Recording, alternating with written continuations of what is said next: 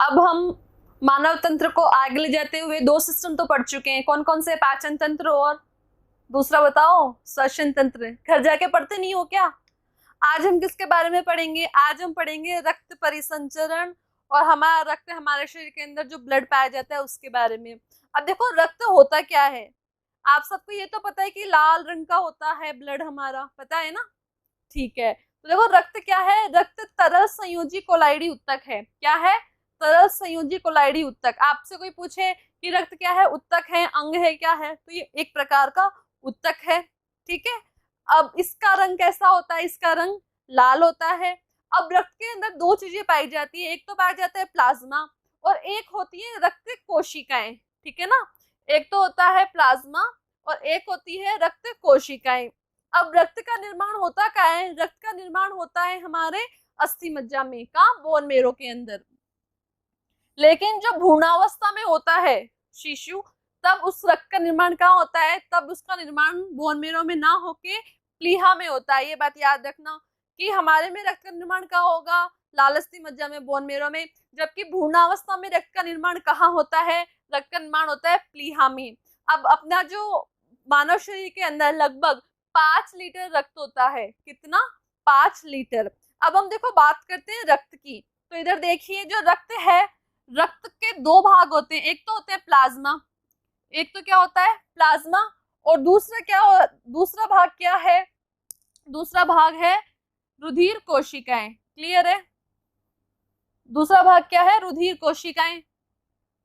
एक भाग तो है प्लाज्मा, दूसरा है रुधिर कोशिकाएं।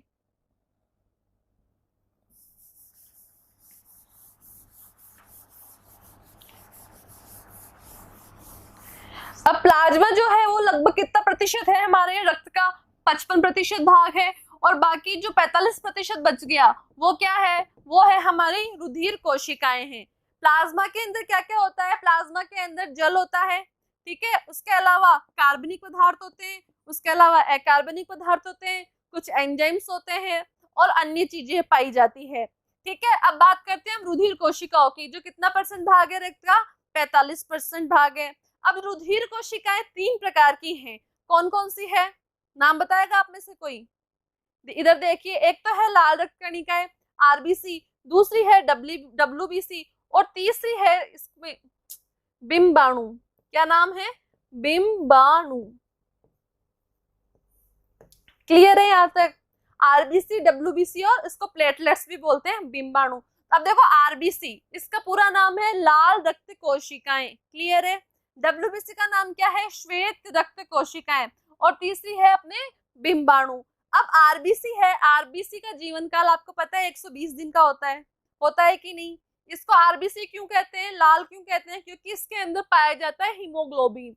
हीमोग्लोबिन, हीमोग्लोबिन क्या करता है? ये रक्त को लाल रंग प्रदान करता है।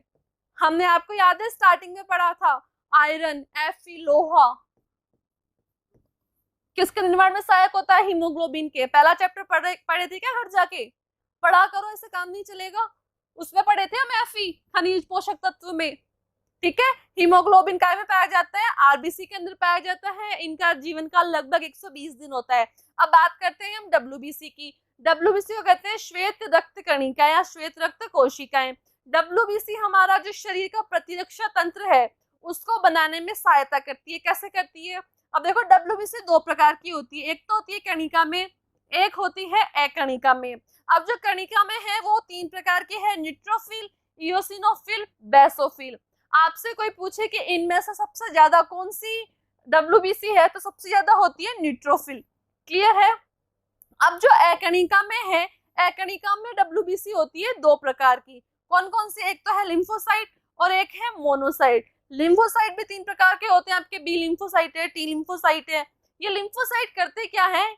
ये हमारे शरीर का प्रतिरक्षा तंत्र बनाने में मदद करते हैं। हमारे शरीर को जब कोई भी रोगाणु आके अटैक करते हैं, आक्रमण करते हैं, तो उनसे लड़ने में ये सहायक होते हैं और हमारे शरीर को क्या? स्वस्थ बनाए रखते हैं। अब हम तीसरी विशेष प्रकार की कोशिकाओं की बात करें, उसको कहते हैं बिंबाणु। ठीक है, प्लेटलेट्स। बिंबाणु क्या करता है? प्लेटलेट्स का मतलब आप समझ रहे हो, इसमें ऐसे प्लेट का मतलब तो समझते हो ना? इसका क्या फायदा हुआ? कि जब हमारे शरीर में कहीं पे भी चीरा लग जाता है, तो चीरा लग जाता है तो ब्लड, रक्त का बहना शुरू हो जाता है। अगर पूरा रक्त बह जाएगा तो हमारी मृत्यु हो जाएगी। क्यों? क्योंकि सब जगह ऑक्सीजन नहीं मिल पाएगी। तो क्या होगा, ये बिंबाणु होते हैं वो यहाँ आके जमना शुरू हो जाते हैं, और इससे क्या होता है, रक्त का थक्का आसानी से बन जाता है। तो इन तीनों का कार्य समझ में आ गया अच्छे से, क्या क्या है, आरबीसी है, डब्ल्यूबीसी है और प्लेटलेट्स है। आगे हम बात करेंगे रक्त के कार्य की। तो ये आपको सबको अच्छे से पता है रक्त के क्या क्या कार्य हैं। सबसे इंपॉर्टेंट कार्य तो यही है कि हमारे शरीर में ऑक्सीजन का परिवहन करता है। उसके बाद है हमारे शरीर में जितना भी CO2 है उसको शरीर से बाहर निकालता है। ठीक है, O2 जाएगी तभी भोजन का पाचन हो पाएगा। ये हमारे शरीर का पीएच संतुलित रखता है, हमारे शरीर का एक तापमान निश्चित रखता है। ये सारे के सारे कार्य किसके हैं, ब्लड के, रक्त के। अब हम हमारे रक्त की बात करें तो आपको मालूम है रक्त 4 प्रकार का होता है। कितने प्रकार का? 4 प्रकार का। अब ये 4 प्रकार का किस आधार पे बनाया? ये बनाया एंटीजन के आधार पे। किसके आधार पे? एंटीजन। 2 प्रकार के एंटीजन होते हैं, एक तो होता है कैपिटल ए कैपिटल बी, एक ये तो है एंटीजन, ठीक है ना। एक होती है आपके एंटीबॉडी,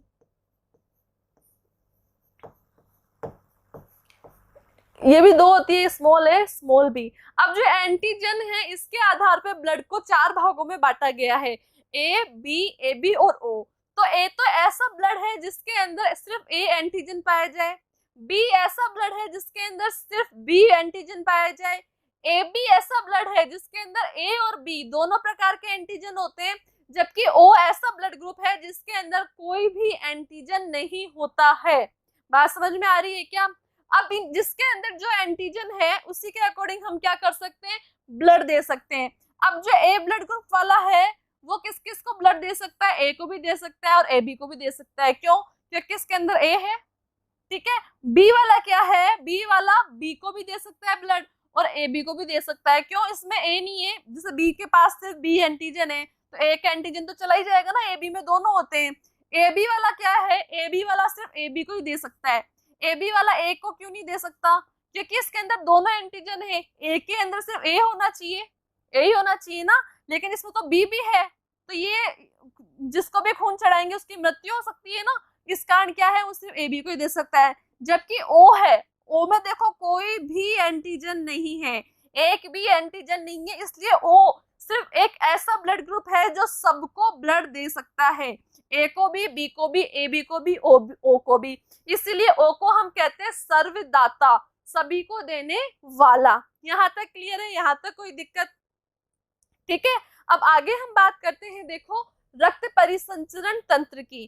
तो आपको पता है मानव के अंदर दोहरा रक्त परिसंचरण तंत्र पाया जाता है, पहला पॉइंट। दूसरा, बंद परिसंचरण तंत्र पाया जाता है।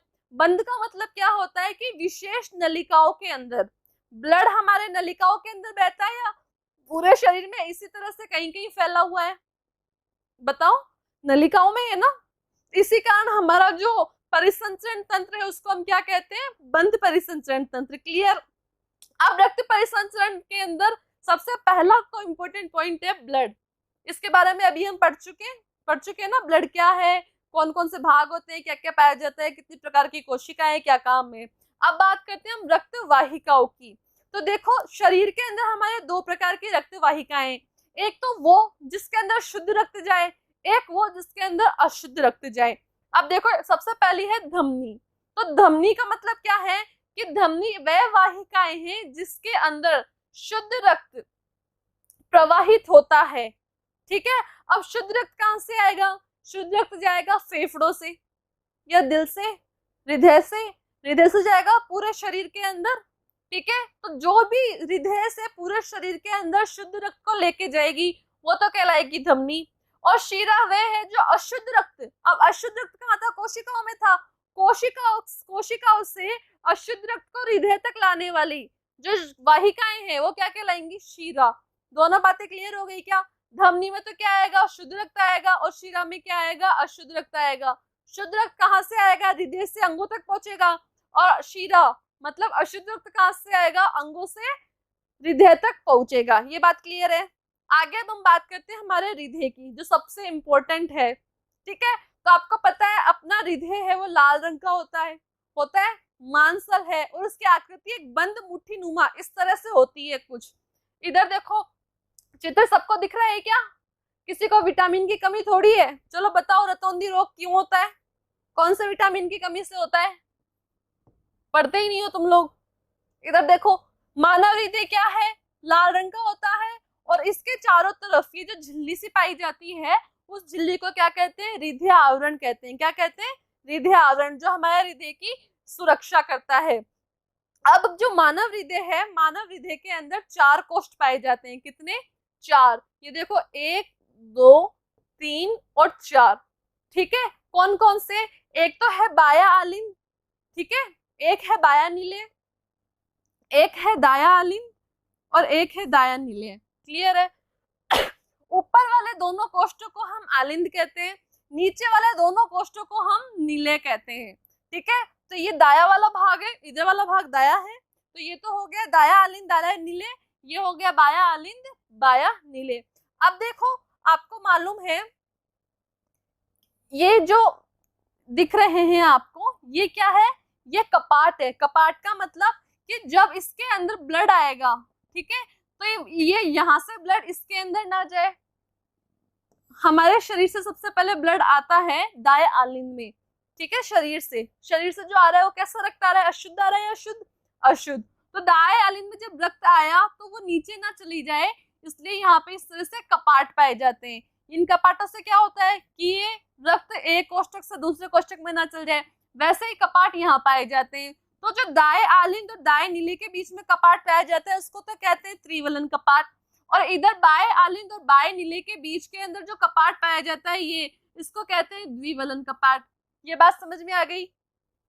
ठीक है, तो इन कपाटों के खुलने और बंद होने से क्या होता है? लबडब की ध्वनि आती है। अपनी जो धड़कनें सुनाई देती है क्यों देती है? ये कपाट खुलते हैं और बंद होते हैं, इस कारण लबडब की ध्वनि आती है। अब जब हमारा हृदय संकुचित होता है तभी तो हमारा जो ब्लड है शरीर के अंगों तक पहुंचेगा ना। तो संकुचित होने को तो हम कहते हैं सिस्टोल। अब संकुचित होने के बाद ही वापस सामान्य अवस्था में आएगा, इसको कहते हैं शीतलन। तो इस अवस्था को हम कहते हैं डायस्टोल। ये बात क्लियर है क्या? ठीक है, अब यहां से देखो जो रक्त है,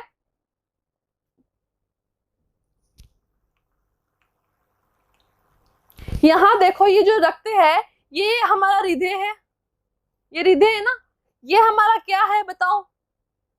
क्या है? दाया आलिंद। ये क्या है? दाया नीले। और ये हमारी बॉडी है। ठीक है, अब इस बॉडी से देखो ऑक्सीजन, जो रक्त ऑक्सीजन लेके गया था कोशिकाओं में, अब वो रक्त कोशिकाओं से CO2 को ले लेगा। अब ये CO2 रक्त के माध्यम से कहाँ पे आ रही है? देखो ये आ रही है सबसे पहले कहाँ? क्या है ये? आलिंद या नीले? आलिंद। और कौन सा? दाया या बाया? दाया। सबसे पहले जो हमारे शरीर से अशुद्ध रक्त आ रहा है वो कहाँ आएगा? इस साइड हृदय है ना, तो ऊपर की तरफ जाएगा दाएं आलिंद में। दाएं आलिंद से जाएगा कहाँ? दाएं काय में? नीले में। आलिंद ऊपर है, नीचे नीले है। दाएं नीले से ये कहाँ जाएगा? फेफड़ों में। अब शरीर में नहीं जाएगा, दाएं नीले से ही यहाँ पे आ गया। ठीक है, इसके बाद नीचे की तरफ से जाके ये जाएगा फेफड़ों में। ये क्या है? फेफड़े। अब आपको पता है ये रक्त अशुद्ध क्यों है? क्योंकि यहाँ से CO2 लेके आया था ना कोशिकाओं से, इस रक्त में अभी CO2 मुक्त है। अब ये फेफड़ों में जाएगा, फेफड़ों में क्या होगा? ये कूपिकाओं के पास जाएगा रक्त, ठीक है, वहां पे क्या करेगा? CO2 तो कूपिकाओं को दे देगा और वहां से O2 ले लेगा। अब यहाँ फेफड़ों में आके रक्त शुद्ध हो गया। क्यों हो गया? क्योंकि CO2 तो चली गई, रक्त में क्या आ गई? O2, और जैसे O2 आएगी ये शुद्ध हो गया। अब ये शुद्ध रक्त कहाँ पे आएगा? फेफड़ों से होते हुए कहाँ आएगा? बाएं आलिंद में। बाएं आलिंद से कहाँ आएगा? बाएं नीले में। और बाएं नीले से क्या चल जाएगा? वापस पूरे शरीर में। तो देखो ये पहले तो रक्त था, रक्त हृदय के अंदर रक्त 2 बार आ रहा है। पहले तो कहाँ से आया? शरीर से आया हृदय में, हृदय से गया कहाँ? फेफड़ों में, फेफड़ों से वापस हृदय में आया और फिर जाएगा शरीर में। तो इस रक्त परिसंचरण में हृदय में कितनी बार ब्लड आ रहा है? 2 बार आ रहा है। यहाँ तक बात क्लियर है क्या? कोई दिक्कत? तो ये वाला पार्ट हमारा इसका रक्त परिसंचरण तंत्र यहाँ के पूरा होता है। Thank you.